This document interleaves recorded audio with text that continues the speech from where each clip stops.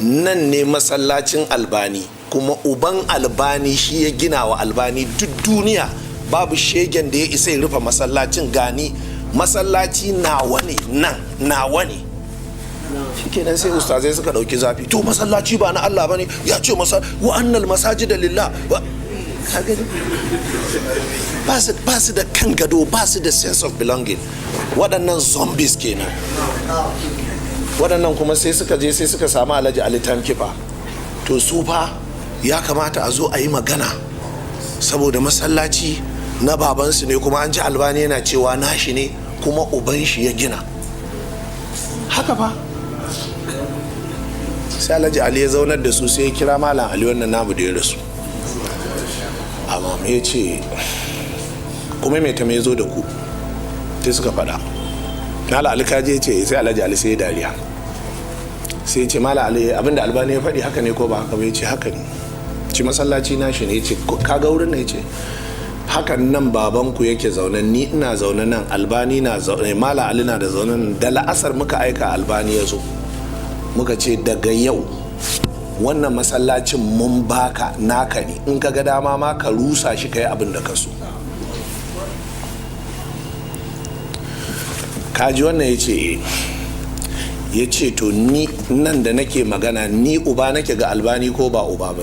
Ubanku uba ne ga Albani ko? To mu muka bashi, don haka masallaci nashi ne. Malam Ali haka ne? Ya ce to shi ke. Ya ce to na ba ku amsar magana. Sai ce to bari kuma in ba ku wata. Masallacin ba na ubanku ba ne. Ya ce ubanku da ya gina masallaci na ƙasa ya gina, wannan masallaci ya rushe, ni ne na zo na gina wannan masallacin da kuɗi na ni kadai. don haka masallaci ba naku ba ne, masallaci nawa ne, ni kuma na ba Albani. Me kuke ji? Shikenan ku tashi ku tafi. Wannan wai ina son gaya muku rashin wayewar kai na ustazai ne. Da sai a binciki, wai mutumin nan da ya ce masallacin shi, wai bai isa ya ce masallacin shi ba? To wallahi waɗannan suna daga cikin ƙara'in da na zo na natsu cewa in ba na gina masallaci nawa da kuɗina da makaranta tawa da kuɗina ba, da awata za ta samu matsala wata ran. To kuma da na gina, sai wasu 'yan iska daga gefe, 'yan siyasa da 'yan boko, sai suna neman su rabo ni, su kuma suna shiga gari suna cewa ai mu muke gina mishi, ai mu muke nan. Kuma sai na zo nan ina ba da ansa cewa da kuɗi na gina makaranta ta wace duk duniya ba shegen da ya ba. Sai kuma aka ce yana alfahari, yana ci gaba. Amsoshi ne na wasu abubuwa ba lallai ka san su ba. To ka'idar ita ce in ba da kai ake ba, sai ka duba kana da fada da mutumin nan, kana da ba da kai ake ba. Irin waɗannan maganganun haka na rinka yin su a Marka, sai wasu 'yan tudun wada sai suka rinka ɗaukan zafi. Dan me ya sai ce ka da'awa ce alamiya, da'awar ana jinta a ko'ina. Akwai responses da ake bayarwa waɗanda in an bayar a nan ɗin zai koma can back to sender, zai koma wa wanda aka yi dan shi. Kai tun da ba da kai ake ba to ba ruwanka. Amma gidadanci sai ya ainihin toshe kwakwalan mutane. Saboda haka lokaci ya kai kuka ga kusan komai sai na zo ina bayyana kaza da kuka ji mani haka da'awanmu take.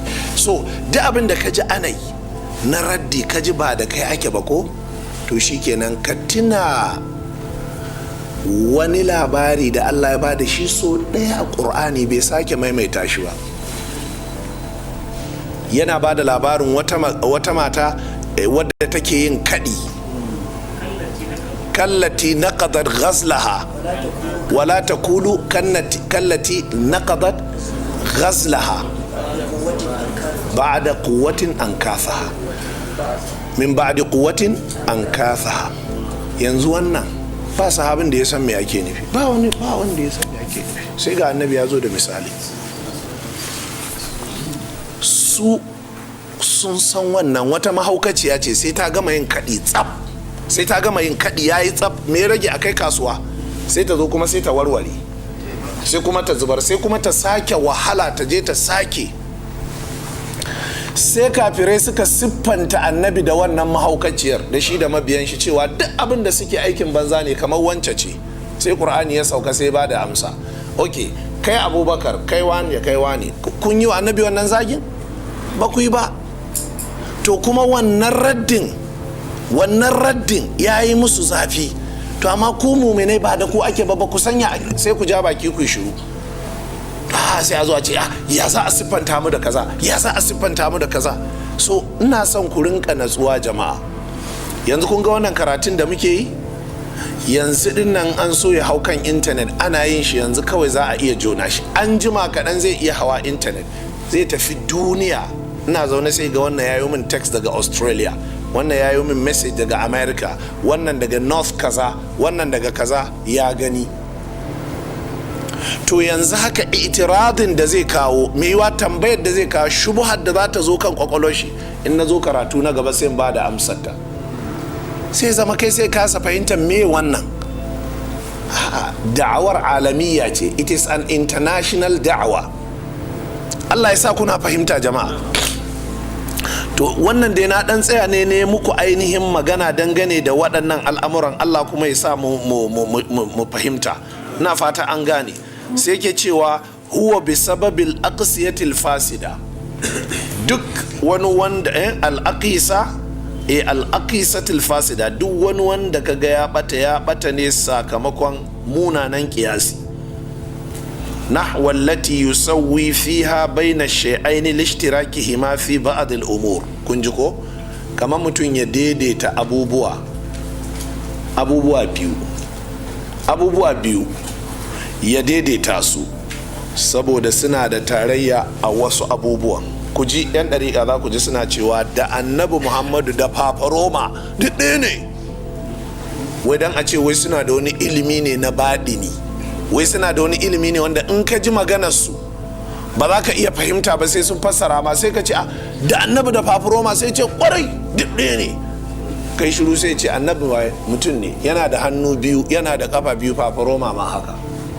To kaga mummunan kiyasi shi ya kai shi zuwa game kwatanta annabi da cewa duk ɗaya ne. Kaga saboda wata tarayya da suke da ita ta kirar halittar jiki, to kaga wannan mummunan kiyasi ne. Yanzu ko limamin ku aka kwatanta shi da Papa Roma, an yi ladabi a wajen kiyasi? To fa ma baluka bin nabi sallallahu alaihi wa alihi wasallam. Dan haka sai malam yake cewa ma anna bainahuma min al-farq. Malam yace tare da cewa sai ka samu waɗannan abubuwan guda biyu akwai bambance tsakanin su, ma yujibu a'zama al-mukhalafa, wanda yake wajabta mafi girman sabani. Yanzu tsakanin annabi da Papa Roma ai mafi girman sabani da ake samu kaf ya faru.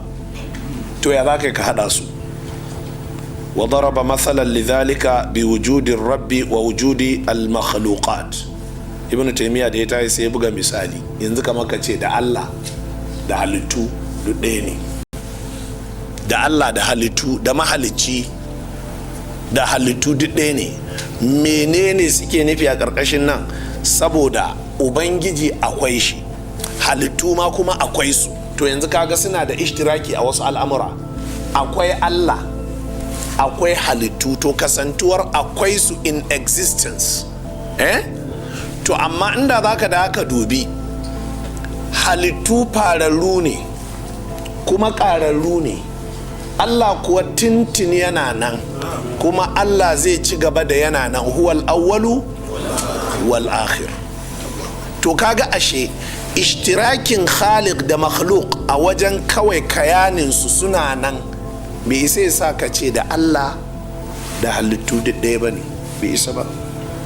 Mala yake cewa wa zakara fi mawdi'in akhar, a wani wurin kuma Ibn Taymiyyah ya ambaci ba'd al-aqisa al-fasida, wasu daga cikin munanan kiyasi, haythu qala inda Ibn